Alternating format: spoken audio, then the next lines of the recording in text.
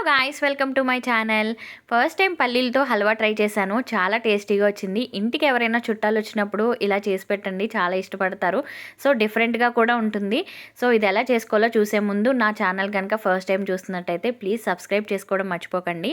నేను ఒక కప్పు పల్లీలు తీసుకుని ఒక 2 గంటల సేపు నానబెట్టుకున్న తర్వాత ఇలా పెద్దగా అయిపోయినాయి అనమాట. అయిన తర్వాత వాటర్ అన్నీ తీసేసి ఒక జార్లో మెత్తటిగా పేస్ట్గా పట్టేసుకోవాలన్నమాట. ఇలా పేస్ట్ పట్టుకున్న తర్వాత ఒక బాండీలో 2 టేబుల్ స్పూన్లు నెయ్యి వేసుకుని, నెయ్యి కరిగిన తర్వాత పల్లీల పేస్ట్ కూడా వేసేయండి. వేసిన తర్వాత వెంటనే కలుపుతూ ఉండాలన్నమాట, అడుగంటకుండా ఉండాలి. సో ఇది వెంటనే కొంచెం మందంగా ఉన్న దాంట్లో చేసుకుంటే బాగా వస్తుంది.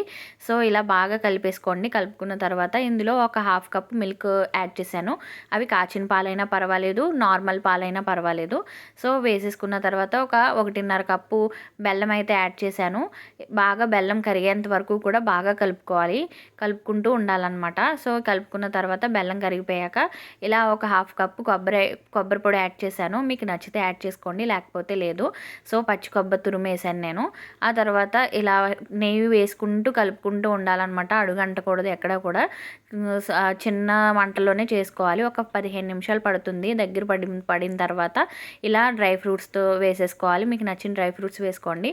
నేనైతే జీడిపప్పు, బాదం పప్పు అయితే వేసాను. కొంచెం నెయ్యి కూడా వేసేసుకుని ఇలాచీ పౌడర్ కూడా వేసి బాగా కలుపుకోండి. కలుపుకున్న తర్వాత సర్వ్ చేసేసుకోవడమే. చాలా టేస్టీగా ఉంది. సో ఇది మీకు నచ్చినట్టయితే లైక్ చేయండి. అండ్ ఫస్ట్ టైం కనుక నా ఛానల్ చూసినట్టయితే ప్లీజ్ సబ్స్క్రైబ్ చేసుకోవడం మర్చిపోద్దు. అండ్ ఈ రెసిపీ మీకు ఎలా అనిపించిందో ఖచ్చితంగా కామెంట్ చేయండి. Thanks for watching.